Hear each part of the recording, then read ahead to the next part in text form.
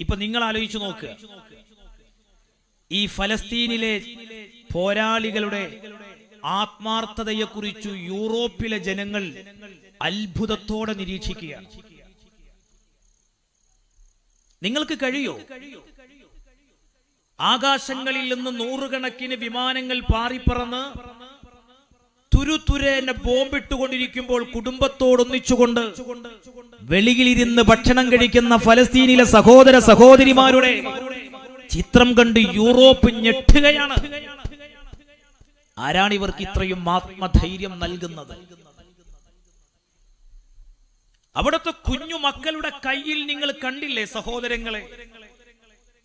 അവരുടെ മാതാപിതാക്കൾ നാളെ ഷഹീദാകാൻ പോകുന്ന കുഞ്ഞുമക്കളെ തിരിച്ചറിയാൻ വേണ്ടി കയ്യിൽ പേരെഴുതി വെക്കുന്നത് പടിഞ്ഞാറൻ രാജ്യങ്ങൾ ഞെട്ടലോടെ കാണുകയാണ്. എന്താണ് അതിനുള്ള ചേതോവികാരം? ആരാണ് ഇവർക്ക് ഈ ആത്മാർത്ഥമായ ധൈര്യം പകരുന്നത്? അവരുടെ വിശ്വാസമല്ലേ? ആ വിശ്വാസത്തിലേക്ക് അവരെ എത്തിച്ച പ്രധാന ഘടകം ലോകത്ത് തുല്യതയില്ലാത്ത മഹത്തായ ഗ്രന്ഥം, അത് വിശുദ്ധ ഖുർആൻ.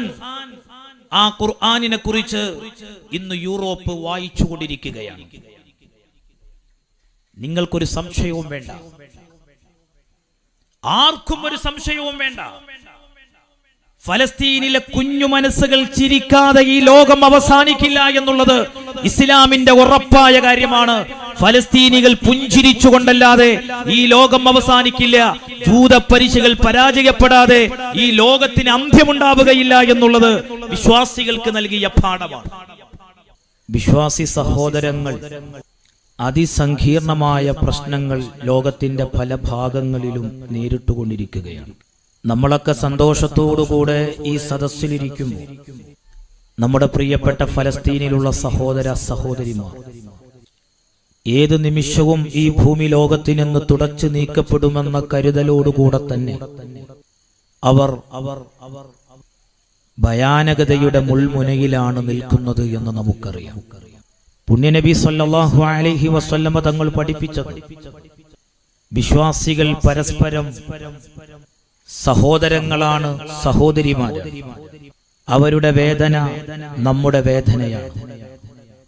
ഇത്തരം ഒരു സദസ്സിൽ നമുക്ക് അവരെ പറയാതിരിക്കാൻ കഴിയില്ല. ഈ സദസ്സിലെന്നല്ല, മനുഷ്യർ ഒരുമിച്ചു കൂടുന്ന സകല സദസ്സുകളിലും ധാർമ്മികതയ്ക്ക് വേണ്ടി, നീതിക്ക് വേണ്ടി, മനുഷ്യർക്ക് വേണ്ടി സംസാരിച്ചുകൊണ്ടേയിരിക്കണം. എന്റെ വിഷയം അതല്ലാത്തതുകൊണ്ട് ഞാൻ ഇപ്പോൾ അങ്ങോട്ട് കടന്നു ചെന്ന് സംസാരിക്കുന്നില്ല. ഞാൻ ഈ സദസ്സിൽ ഒരുമിച്ചു കൂടിയിരിക്കുന്ന സഹോദര സഹോദരിമാരോട് ആമുഖമായി പറയുന്നത്, നിങ്ങളുടെ സകല പ്രാർത്ഥനകളിലും നിങ്ങൾ അവരെ ആത്മാർത്ഥമായി ഓർത്തുകൊണ്ട് അവർക്ക് വേണ്ടി പ്രാർത്ഥിക്കണം. വിശ്വാസിയുടെ ആയുധം എന്ന് പറയുന്നത് പ്രാർത്ഥനയാണ്. പ്രാർത്ഥന കൊണ്ട് ലോകത്ത് അത്ഭുതങ്ങൾ ഉണ്ടായിട്ടുണ്ട്. ഞാൻ ഈ സംസാരിക്കുന്ന സമയം 10,000-ത്തിലധികം ആളുകളാണ് ഗസയിൽ മാത്രം പിടഞ്ഞു വീണ് മരിച്ചിട്ടുള്ളത്. അതില് പകുതിയിലധികവും കുട്ടികളാണ്, സ്ത്രീകളാണ്. സാധാരണക്കാരിൽ സാധാരണക്കാരായ മനുഷ്യരെയാണ് ഇസ്രയേൽ എന്ന് പറയുന്ന ജൂതരാഷ്ട്രം കൊന്നു തള്ളിക്കൊണ്ടിരിക്കുന്നത്. ലോകത്തെ ഏത് യുദ്ധ നിയമത്തിലാണ് ആശുപത്രികൾ ബോംബിടാൻ പറയുന്നത്? കുട്ടികൾ പഠിക്കുന്ന സ്കൂൾ കെട്ടിടങ്ങൾക്കു നേരെ, പരിക്കുപറ്റി ചികിത്സ തേടിയെത്തുന്ന ആശുപത്രികൾക്കു നേരെ, അഭയാർത്ഥി ക്യാമ്പുകളിലേക്ക് പോകുന്ന അഭയാർത്ഥികൾക്ക് നേരെയും വംശഹത്യ ലക്ഷ്യമാക്കിക്കൊണ്ട് ഇസ്രയേൽ എന്ന് പറയുന്ന ലോകത്തെ ഏറ്റവും വലിയ തമ്മാടി രാഷ്ട്രം ഫലസ്തീനിനെ ഇല്ലാതെയാക്കിക്കൊണ്ടിരിക്കുകയാണ്. ചിലരെങ്കിലും ചോദിക്കുന്നത്, ഹമാസ് തുടങ്ങി വെച്ചതുകൊണ്ടല്ലേ ഇപ്പോൾ ഇസ്രയേൽ ആക്രമിക്കുന്നത് എന്നാണ്. ആ ചോദ്യം ചോദിക്കുന്നവർ ഫലസ്തീനിന്റെ ചരിത്രം അറിയാത്തവരാണ്. എന്റെ സംസാര വിഷയം അതല്ലാത്തതുകൊണ്ട് ഞാൻ ഇപ്പോൾ അങ്ങോട്ട് കടന്നു ചെന്ന് സംസാരിക്കുന്നില്ല. ഫലസ്തീനിന്റെ ചരിത്രം അറിഞ്ഞാൽ, ജൂത കുടിയേറ്റത്തിന്റെ നാൾവഴികളുടെ നാളുകളെ കുറിച്ചറിഞ്ഞാൽ, സ്വന്തം രാജ്യത്തിന്റെ അസ്തിത്വം വീണ്ടെടുക്കുന്നതിന് വേണ്ടി ഫലസ്തീനികൾ നടത്തുന്ന, ഹമാസ് പോരാളികൾ നടത്തുന്ന ചെറുത്തുനിൽപ്പുകളെ, അന്നം കഴിക്കുന്ന, ഭക്ഷണം കഴിക്കുന്ന, മാനുഷികതയോട് അനുകമ്പമുള്ള ഒരാൾക്ക് പോലും ആ ആക്രമങ്ങളെ തീവ്രവാദ പ്രവർത്തനം എന്ന് പറയാൻ സാധിക്കില്ല. ഏതായിരുന്നാലും നമ്മൾ മനസ്സിലാക്കണം, ഈ ഗസ എന്ന് പറയുന്നത് ഒരു ചെറിയ തുരുത്താണ്. ആ സാധനം, അതിന്റെ നീളം 41 കിലോമീറ്ററാണ്. അതിന്റെ വീതി 10 കിലോമീറ്ററേ ഉള്ളൂ. ഇത്രയും ഒരു ചുരുങ്ങിയ സ്ഥലത്താണ് 20 ലക്ഷത്തിലധികം ആളുകൾ അവിടെ താമസിക്കുന്നത്. ആ താമസം എന്ന് പറഞ്ഞാൽ അവർ ഫ്ലാറ്റുകളിലാണ് താമസിക്കുന്നത്. എത്ര ഒരു ഇടുങ്ങിയ കുടുസായ രീതിയിലുള്ള ജീവിത രീതിയാണ് അവർക്കുള്ളത്. അങ്ങനെയുള്ള ഗസയിലെ ജനങ്ങളോടാണ് ഇസ്രയേൽ പറയുന്നത് 24 മണിക്കൂറിനകം വടക്കൻ ഗസയിലുള്ള ആളുകൾ തെക്കൻ ഗസയിലേക്ക് പോകണം എന്ന് വെച്ചാൽ ഈ വടക്കൻ ഗസയിൽ 20 ലക്ഷം ആളുകൾ ഒതുങ്ങിക്കഴിഞ്ഞോളണം. 24 മണിക്കൂർ കൊണ്ട് ഈ പലായനം സാധ്യമാണോ? വളരെ അധികം വേദനാജനകമായ വാർത്തകളാണ്, ചിത്രങ്ങളാണ് നമുക്ക് അവിടുന്ന് ലഭ്യമാകുന്നത്. ഞാൻ എന്തിനാ ഇതുപോലെയുള്ള ഒരു സദസ്സിൽ ഫലസ്തീനികളെ കുറിച്ചു പറഞ്ഞെന്റെ സംസാരം തുടങ്ങിയത് എന്ന് ചോദിച്ചാൽ, നമുക്ക് അങ്ങനെയെങ്കിലും അവരോട് നയിക്കപ്പെടണ്ടേ? ഈ കായംകുളത്തുകാരായ നമുക്ക് ഫലസ്തീനികൾക്ക് വേണ്ടി എന്ത് ചെയ്യാൻ കഴിയും? മനമുരുകി ഇൻഷാ അല്ലാഹ് ഈ സദസ്സിന്റെ സമാപനത്തിൽ നിങ്ങൾ ആമീൻ പറയുന്ന രീതിയിൽ നമുക്ക് കൂട്ടു പ്രാർത്ഥന നടത്തണം. അങ്ങനെയെങ്കിലും നമുക്ക് ഐക്യപ്പെടാൻ കഴിയണം. ഞാൻ എന്റെ സഹോദരങ്ങളോട് പറയട്ടെ, എന്തുകൊണ്ടാണ് മുസ്ലിമീങ്ങൾ പീഡിപ്പിക്കപ്പെട്ടുകൊണ്ടിരിക്കുന്നത്? എന്തുകൊണ്ടാണ് മുസ്ലിമീങ്ങൾ പ്രതിസന്ധി നേരിട്ടുകൊണ്ടിരിക്കുന്നത്? എന്തുകൊണ്ടാണ് മുസ്ലിമീങ്ങൾ പരീക്ഷണങ്ങൾ നേരിട്ടുകൊണ്ടിരിക്കുന്നത്? ലോകത്തിന്റെ സൃഷ്ടാവ് അല്ലാഹുവല്ലേ? ലോകം അടക്കി ഭരിക്കുന്നവനും നിയന്ത്രിക്കുന്നവനും ഉടയ തമ്പുരാനായ അല്ലാഹുവാണ്. ആ അല്ലാഹുവിന്റെ നിയന്ത്രണത്തിലാണ് ഈ ലോകം മുഴുവനും ഉള്ളത്. ലോകത്തിലുള്ള സകല മനുഷ്യരുമുള്ളത്, സകല ഭരണാധികാരികളും ഉള്ളത്. എന്നിട്ടും എന്തേ? അങ്ങനെയൊക്കെ ചിന്തിക്കുന്ന ആളുകളാണ് ഇപ്പോഴുള്ളത്. എന്തുകൊണ്ടാണ് ഫലസ്തീനികളെ അള്ളാഹു സഹായിക്കാൻ ഇറങ്ങാത്തത് എന്ന് ചിന്തിക്കുന്നവരുണ്ടാകാം. അത്തരം ആശയങ്ങൾ ജനങ്ങൾക്ക് ഇട്ടുകൊടുത്തുകൊണ്ട് ദൈവനിഷേധത്തിലേക്കും മതനിരാസത്തിലേക്കും ലിബറലിസത്തിലേക്കുമൊക്കെ ആളുകളെ കൊണ്ടുപോകുന്ന രീതിയിലുള്ള പ്രവർത്തനങ്ങൾക്ക് നേതൃത്വം നൽകുന്നവർ, പ്രത്യേകിച്ച് നിങ്ങളുടെയൊക്കെ ഈ തെക്കൻ ജില്ലകളിൽ തിരുവനന്തപുരം, എറണാകുളമൊക്കെ കേന്ദ്രീകരിച്ചുകൊണ്ട് നാസ്തികതയുടെ കോൺഫറൻസുകൾ നടത്തുന്നവരുണ്ട്. അവരൊക്കെ ചരിത്രം പഠിക്കണം. വിശ്വാസികളെ സംബന്ധിച്ചിടത്തോളം വിശ്വാസികൾ പരീക്ഷണങ്ങൾ നേരിടും. ഇത് പുണ്യ നബി സല്ലല്ലാഹു അലൈഹി വസല്ലം നമ്മളെ പഠിപ്പിച്ചതല്ലേ? വിശ്വാസികളെ സംബന്ധിച്ചിടത്തോളം ഈ ഭൗതികമായ ലോക ജീവിതം എന്ന് പറയുന്നത് അവർക്ക് കാലാകാലം കഴിയാനുള്ള ജീവിതം ഇവിടെയല്ല. ഇത് നശിക്കാനുള്ള ലോകമാണ്. ആകാശങ്ങൾ പൊട്ടിപ്പിളരുന്ന ദിവസം വരാനുണ്ട്. നക്ഷത്രങ്ങൾ ഉതിർന്നു വീഴുന്ന ദിവസം വരാനുണ്ട്. പർവ്വതങ്ങൾ ധൂളികളായി പാറിപ്പറക്കുന്ന ദിവസം വരാനുണ്ട്. ഈ ലോകത്തിനൊരവസാനമുണ്ടെന്ന് ഇന്ന് നാസ പോലും സ്ഥിരീകരിക്കുന്ന പുതിയ കാലത്താണ് ഞാൻ എന്റെ സംസാരം നടത്തിക്കൊണ്ടിരിക്കുന്നത്. പലർക്കും സംശയമുണ്ടായിരുന്നു, ലോകം അവസാനിക്കുമോ? ഈ ലോകത്തിനൊരു അന്ത്യമുണ്ടോ? പരലോകമുണ്ടോ? ഖബറിലെ ജീവിതത്തിൽ എന്തെങ്കിലുമൊക്കെ സംഭവിക്കുമോ? മതപുരോഹിതന്മാർ മനുഷ്യരെ പറഞ്ഞ് പേടിപ്പിക്കുന്നതാണ് സ്വർഗവും നരകവും.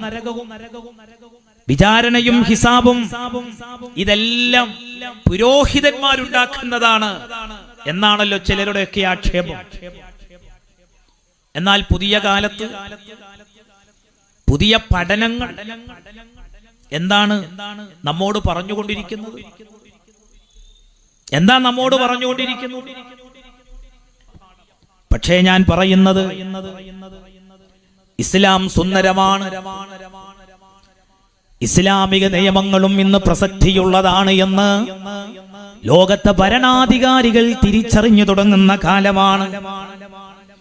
അറിയാമല്ലോ സഹോദരങ്ങളെ, ഈ അടുത്ത കാലത്താണ് ചൈന 30 വർഷത്തിനിടയിൽ ചൈനയിലെ സ്ത്രീ സുരക്ഷിത നിയമം അവര് പൊളിച്ചെഴുതാൻ വേണ്ടി തീരുമാനിച്ചിരിക്കുന്നു.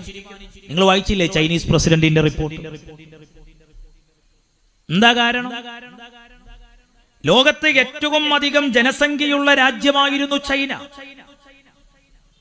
2023 ചൈനയെ ഇന്ത്യ മറികടന്നു. ചൈനയിലെ മരണനിരക്കും ജനനനിരക്കും തമ്മിൽ താരതമ്യം ചെയ്യുമ്പോൾ മരണനിരക്ക് കൂടുന്നു, ജനനനിരക്ക് കുറയുന്നു. ഈ പോക്ക് പോയാൽ ചൈനയിൽ തൊഴിലെടുക്കാൻ തൊഴിലാളികളില്ലാത്ത അവസ്ഥ വരും. ഒരു രാജ്യത്തിന്റെ സമനില തെറ്റും. ഒരു രാജ്യത്തിന്റെ സാമ്പത്തിക സ്രോതസ് 8 നിലയിൽ പൊട്ടും. ഇത് തിരിച്ചറിഞ്ഞപ്പോൾ ചൈന സ്വയം ഒരു തീരുമാനത്തിലേക്ക് എത്തിയിരിക്കുകയാണ്. ഇവിടെ എന്റെ സദസ്സിൽ യുവതികളുണ്ടല്ലോ, എന്റെ സദസ്സിൽ യുവാക്കളുണ്ടല്ലോ. ഇസ്ലാം പഴഞ്ചനാണ്. പ്രത്യേകിച്ച് സ്ത്രീകളോടൊക്കെ ഇസ്ലാം കാണിച്ച നിലപാട് അത് ശരിയായില്ല. അവർക്ക് വേണ്ടത്ര സ്വാതന്ത്ര്യമല്ല. എന്തെല്ലാം ആക്ഷേപങ്ങളായിരുന്നു. എന്നാൽ ഇന്ന് എന്തേ അന്തിച്ചർച്ച വേണ്ടേ മാധ്യമങ്ങൾക്ക്? എവിടെ ഫെമിനിസ്റ്റുവാദികൾ? എന്താ ചൈന എടുത്ത തീരുമാനം? പെണ്ണുങ്ങളോട് പറയുകയാണ്, ഇനി നിങ്ങൾ വീട്ടിലിരുന്നാൽ മതി, നിങ്ങൾ കുടുംബം ശ്രദ്ധിച്ചിരുന്നാൽ മതി, നിങ്ങൾ മക്കൾക്ക് ജന്മം നൽകുക, അതിലൂടെയല്ലാതെ ഈ രാജ്യം നിലനിൽക്കാൻ കഴിയില്ല എന്ന് അന്തിമ ശാസന നൽകിയിരിക്കുകയാണ് ചൈനയിലെ പെണ്ണുങ്ങൾക്ക്. ഇതറിയണ്ടേ നമ്മൾ? ഇതറിയണ്ടേ നമ്മൾ? ചൈനയിൽ ഒരിക്കൽ ഇത്രയും ജനസംഖ്യ കുറഞ്ഞ ഒരു വർഷം ഉണ്ടായത് 1961-ലാണ്. അന്ന് കടുത്ത സാമ്പത്തിക മാന്ദ്യം മൂലം 3 കോടി ആളുകൾ പട്ടിണി കിടന്ന് മരിച്ചിട്ടുണ്ട്. അതിനുശേഷം ചൈന ചില നിലപാടുകളൊക്കെ മാറ്റിയെടുത്ത് വീണ്ടും ലോകത്തെ ഒരു വലിയ സൈനിക ശക്തിയായ ചൈന, അവിടെ ഒരാൾക്ക് 1 കുട്ടി അല്ലെങ്കിൽ 2 കുട്ടി എന്ന നയത്തിൽ നിന്നും മാറി പരമാവധി കുട്ടികളെ ഉണ്ടാക്കുന്നവർക്ക് വലിയ സമ്മാനം കൊടുക്കുന്ന അവസ്ഥയിലേക്ക് ചൈന മാറുകയാണ്. ഞാൻ ഇവിടെ വന്ന സഹോദരിമാരോട് ചോദിക്കട്ടെ, ഇസ്ലാം അല്ലാഹുവിന്റെ മതമാണ്. ആ പരിശുദ്ധമായ ഇസ്ലാമില് കാലമെത്ര പുരോഗമിച്ചാലും സഹോദരങ്ങളെ, നമ്മുടെ ബുദ്ധിക്ക് ഉൾക്കൊള്ളാൻ കഴിഞ്ഞാലും ഇല്ലെങ്കിലും ഇസ്ലാമിക നയനിലപാടുകൾ കാലത്തോട് യോജിക്കാത്ത ഒരു നിലപാടും പരിശുദ്ധമായ ഇസ്ലാം പറഞ്ഞിട്ടില്ല. ഇത് മനസ്സിലാക്കാൻ നമുക്ക് കഴിയണം. ലോകത്തെ പലരും ഇസ്ലാം വിമർശകരാ. അവർക്ക് എങ്ങനെയും ഇസ്ലാമിനെ കുറ്റപ്പെടുത്തണം, അത് പറഞ്ഞുകൊണ്ടേയിരിക്കും. പ്രത്യേകിച്ച് ഈ മാധ്യമങ്ങളും ചാനലുകളും ഒക്കെ ശ്രദ്ധിക്കുന്ന നിങ്ങളോട് ഞാൻ പറയേണ്ട കാര്യമുണ്ട്. ഇപ്പൊ നിങ്ങളുടെ നാടിന്റെ ഒക്കെ ഏതാണ്ട് അടുത്തല്ലേ കളമശ്ശേരി എന്ന് പറയുന്നത്? അവിടെ കണ്ടില്ലേ നിങ്ങൾ? അവിടെ ഒരു സ്ഫോടനം ഉണ്ടാക്കി. ഈ കേരളത്തിലെ 3.5 കോടി ജനങ്ങളെ പ്രാർത്ഥന എന്തായിരുന്നു എന്നറിയോ? മനുഷ്യത്തുള്ളവർ പ്രാർത്ഥിച്ചത് എന്താണെന്നറിയോ? അതിൽ കുരിശനിഞ്ഞ ക്രിസ്ത്യാനിയുണ്ട്, പൊട്ടുധരിച്ച ഹിന്ദുണ്ട്, തൊപ്പിധരിച്ച മുസ്ലിമുണ്ട്. എല്ലാവർക്കും ഒരൊറ്റ പ്രാർത്ഥന ഉണ്ടായിരുന്നുള്ളൂ. അതിലെ പ്രതി ഒരു മുസ്ലിം പേരുള്ള ഒരാളാകരുത് എന്ന്. പക്ഷേ ആ പ്രതി തന്നെ ചരിത്രത്തിൽ ആദ്യമായി ഒരു സംഭവം നടത്തി ലൈവ് ഇട്ട് ഞാനാണിത് ചെയ്തത് എന്ന് മറ്റൊരു സംശയത്തിനും ഇടവരുത്താത്ത വിധം ക്ലിയറായി എന്റെ പിറകിൽ ആരുമില്ല എന്ന് കൃത്യമായി വിശദീകരിച്ചപ്പോൾ ഞാൻ ചോദിക്കട്ടെ, പരിക്ക് പറ്റി കഴിഞ്ഞിരുന്ന പലരും മരണത്തിന് കീഴടങ്ങിയപ്പോഴും എന്തേ നമ്മുടെ നാട്ടിലെ ചാനൽ ചർച്ചകളിലൊന്നും ഒരു അന്തിച്ചർച്ച വരാതിരുന്നത്? മാർട്ടിന്റെ മതം തേടി പോകണ്ടേ? അതിലേക്ക് എത്തിച്ച ഐഡിയോളജി ചർച്ച ചെയ്യണ്ടേ? അതേ സമയത്ത് നിങ്ങൾ ആലോചിച്ചു നോക്കൂ, ഇതൊക്കെ ഈ നാട്ടിലെ ജനങ്ങൾക്കറിയാം. ഭീകരവാദം, തീവ്രവാദം ഒക്കെ ചെയ്യുന്ന ആളുകളുടെ മതം നോക്കി, സമുദായം നോക്കി അവരെ മാനസിക രോഗിയാക്കുക, അല്ലെങ്കിൽ മാനസിക പിരിമുറുക്കമുള്ള ആളാണെന്ന് പറയാ, അല്ലെങ്കിൽ ഭീകരവാദിയാക്കുക. ലജ്ജാകരം, ലജ്ജാകരം. അപ്പൊ ഞാൻ പറഞ്ഞു വന്നത്, ഇതൊന്നും ചർച്ചയാകൂല. അതേ സമയത്ത് ചർച്ചയുണ്ട്. മുസ്ലിം പെണ്ണുങ്ങൾക്ക് സ്വാതന്ത്ര്യമില്ല. എന്തെല്ലാം പുകിലുകൾ ഉണ്ടാക്കി ഇവിടെ, എന്തെല്ലാം ചർച്ചകൾ ഉണ്ടാക്കി. സുബ്ഹാന ജല്ല ജലാലു. ഇന്നലെയോ മിനിഞ്ഞാന്നൊരു ദിവസം കേരളത്തിലെ അറിയപ്പെട്ട ഒരു ചാനലിൽ ഞാൻ മരിച്ചിട്ടില്ല, ജീവിച്ചിരിപ്പുണ്ട് എന്ന് അറിയിക്കാൻ വേണ്ടി ഒരു പെണ്ണ് പ്രത്യക്ഷപ്പെടാറുണ്ട് മുസ്ലിമീങ്ങളുടെ പേരിൽ. ഞാൻ അത്രയേ പറയുന്നു.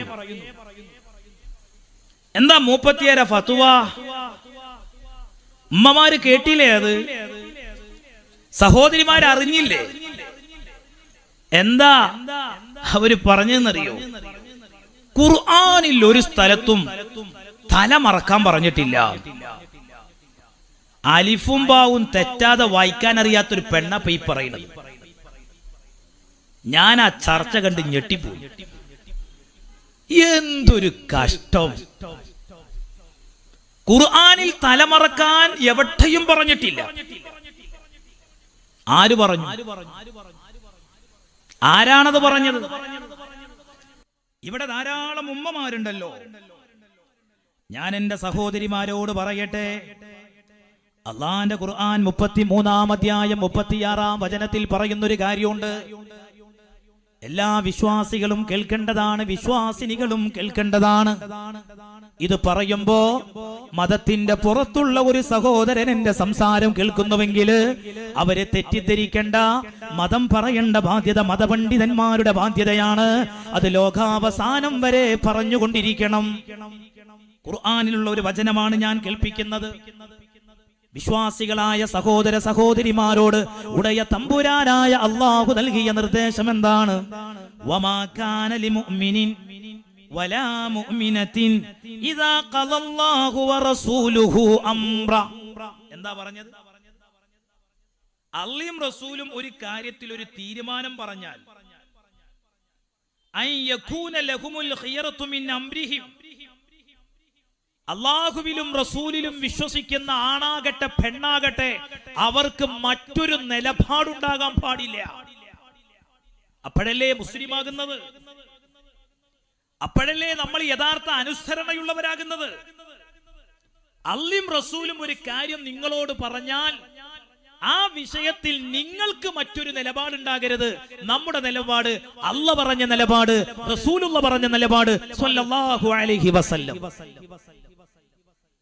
അതിനുശേഷം അല്ലാഹ് പറഞ്ഞു, വമൻ യഅസില്ലാഹ വറസൂലഹു ഫഖദ് ളല്ല ളലാലം മുബീനാ. അല്ലാഹും റസൂലും പറഞ്ഞതിന് എതിര് ചെയ്യാനാണ് പുറപ്പാടെങ്കിൽ അല്ലാഹ് പറയട്ടെ, ആ വഴി പിഴച്ചതാ, ആ മാർഗം മോശ, അത് നന്നല്ല. ഖുർആൻ 33-ാം അധ്യായം 36-ാം വചനത്തിൽ പറഞ്ഞത്. ഇനി എന്താണ് വിശ്വാസിനികളായ പെണ്ണുങ്ങളോട് അല്ലാഹ് വസ്ത്രധാരണയുടെ കാര്യത്തിൽ നൽകിയ നിർദ്ദേശം? അത് കേൾക്കാൻ ഫാത്തിമമാര് ഉൾക്കൊള്ളണം, സുഹറമാര് ഉൾക്കൊള്ളണം. അവർക്കാണ് മുസ്ലിമായ പെണ്ണെന്ന് പറയാം. അല്ലാഹും റസൂലും പറഞ്ഞതനുസരിച്ച് ജീവിക്കുമ്പോ ഖുർആനിൽ എന്താ അല്ലാഹ് പറയുന്നത്? അധ്യായം അഹ്സാബ് 59-ാം വചനം. ഖുർആനിൽ ഉണ്ടോന്നാ ചിലർക്കൊക്കെ സംശയം. മതം അങ്ങനെ പറഞ്ഞോന്നോ ചിലരൊക്കെ സംശയിക്കുന്നത്. അതുകൊണ്ടാണ് ഞാൻ അധ്യായവും വചനവും ഒക്കെ പറയുന്നത്. നമ്മൾ മനസ്സിലാക്കണം, നമ്മൾ പഠിക്കണം. എന്താണ് അല്ലാഹ് പറയുന്നത്? യാ അയ്യുഹൻ നബിയു, അല്ലാഹു തആല നബിയെ വിളിച്ചുകൊണ്ട് പറയുന്നത്, യാ അയ്യുഹൻ നബിയു കുല്ലി അസ്വാജിക വബനാതിക വനിസാഇൽ മുഅ്മിനീൻ.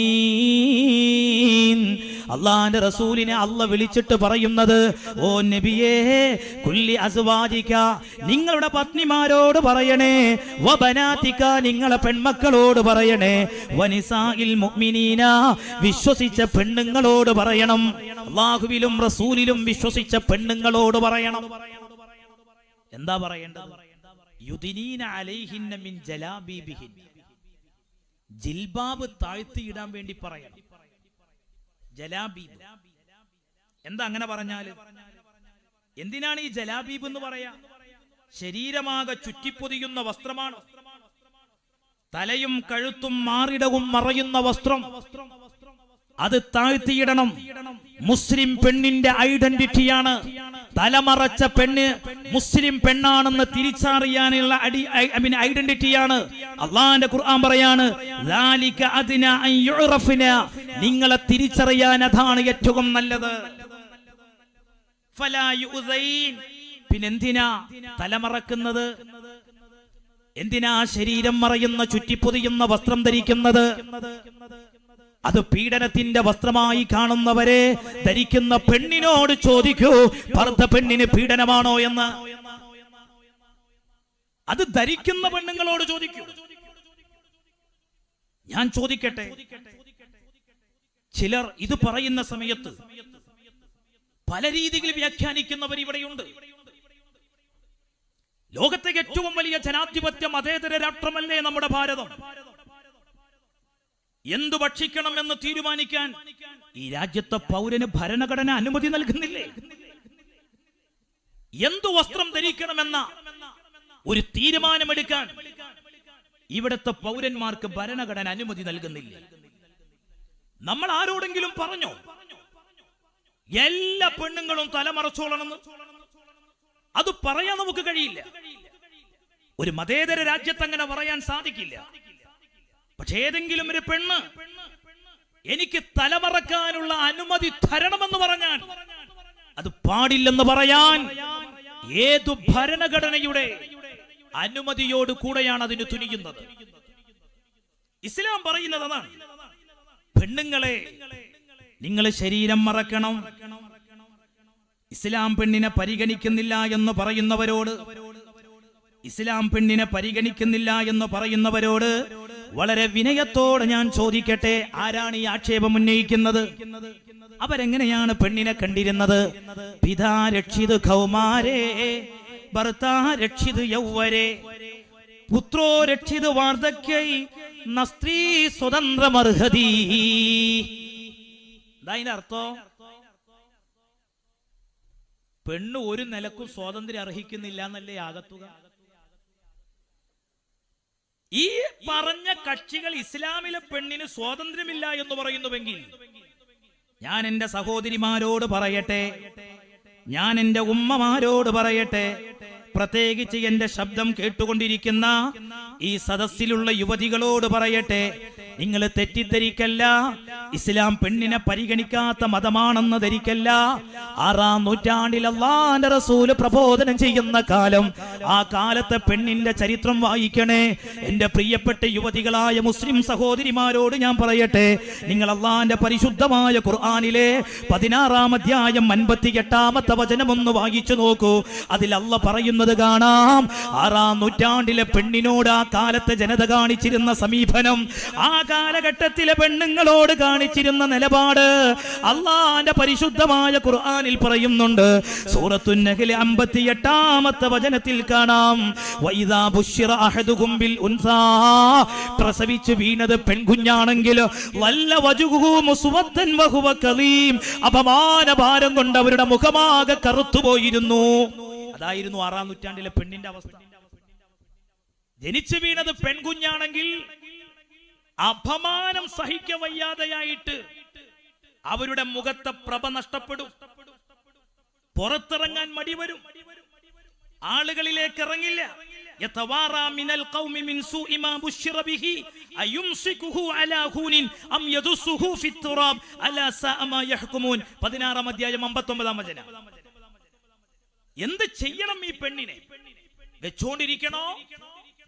കുഴിയെടുത്ത് മണ്ണെടുത്ത് ആ കുഴിയിലേക്ക് തള്ളിയിട്ട് മണ്ണിട്ട് മൂടണം.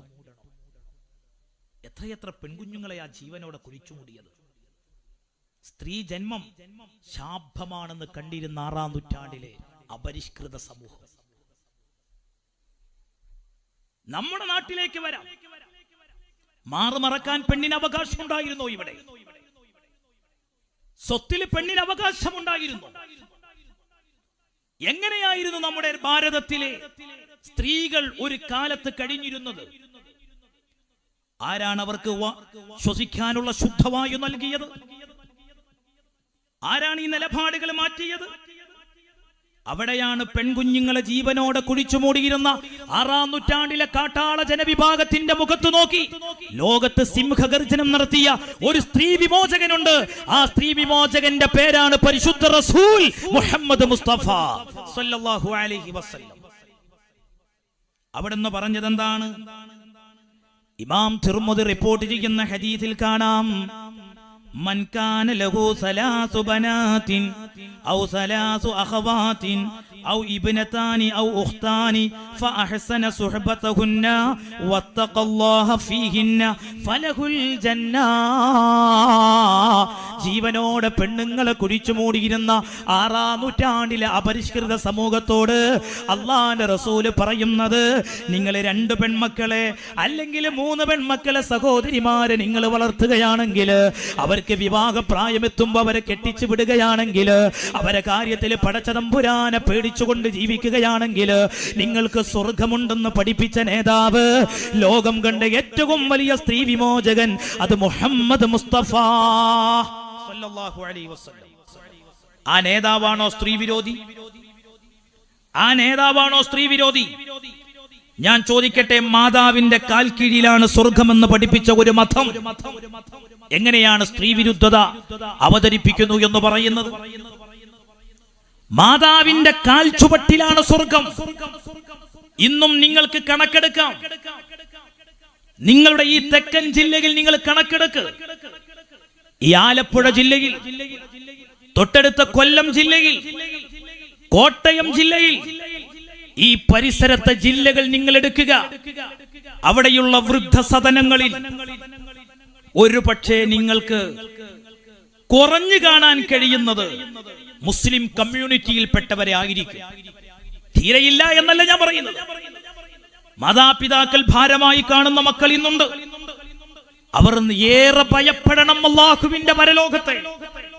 പ്രായമാകുന്ന മാതാപിതാക്കളെ അവഗണിക്കുന്നവർ, അവർ നരകം ഭയപ്പെടണം. അവർക്ക് കൊടുക്കേണ്ട പരിഗണന എത്രത്തോളമാണ്? മുത്തുനബിയുടെ അടുത്തൊരു സ്വഹാബി വന്നില്ലേ, യുദ്ധത്തിന് പോകാനുള്ള കൊതി കൊണ്ട്, ജിഹാദിനുള്ള ആഗ്രഹം കൊണ്ട്, അവിടെ വെച്ച് രക്തസാക്ഷിയാകാനുള്ള മോഹം കൊണ്ട്. പുണ്യനബി സല്ലല്ലാഹു അലൈഹി വസല്ലം ആ സ്വഹാബിയോട് ചോദിച്ച ചോദ്യം എന്താണെന്നറിയോ? എന്താ ചോദിച്ചത്? വാപ്പിയമ്മയൊക്കെ ഉണ്ടോന്ന് ചോദിച്ചു. ഉണ്ട് നബി. പ്രായവരാണോ? അതെ നബിയെ. ഓല നോക്കിയാ മതി, അവരെ പരിപാലിച്ചാ മതി, അതിനേക്കാളും വലിയ കൂലി ഇതിനില്ലട്ടോ. അതാ മുത്തുനബി സല്ലല്ലാഹു അലൈഹി വസല്ലം. ഞാൻ എന്റെ സഹോദരിമാരോട് പറയട്ടെ, വാട്സപ്പുകളിലൂടെ നമ്മൾ ചില ക്ലിപ്പുകൾ കാണാറുണ്ട്. പ്രായമായ അമ്മയെ, പ്രായമായ ഉമ്മയെ വെളിയിലേക്ക് തള്ളിയിട്ട് ചുടുവെള്ളം മുഖത്തൊഴിക്കുന്ന മരുമകളുടെ ചിത്രം, സ്വത്തിനു വേണ്ടി പിതാവിനെ തല്ലിക്കൊല്ലുന്ന മക്കളുടെ ചിത്രം. എത്ര വേദനാജനകമായ കാര്യമാണ്. അവിടെയാണ് നമ്മൾ മനസ്സിലാക്കേണ്ടത്. അല്ലാഹുവിന്റെ റസൂല് പറഞ്ഞതെന്താണ്? മാതാവിന്റെ കാൽ ചുവട്ടിലാണ് സ്വർഗം. അവരോട് വിനയം കാണിക്കണേ, അവരെ ആദരിക്കണേ, അവരെ ബഹുമാനിക്കണേ.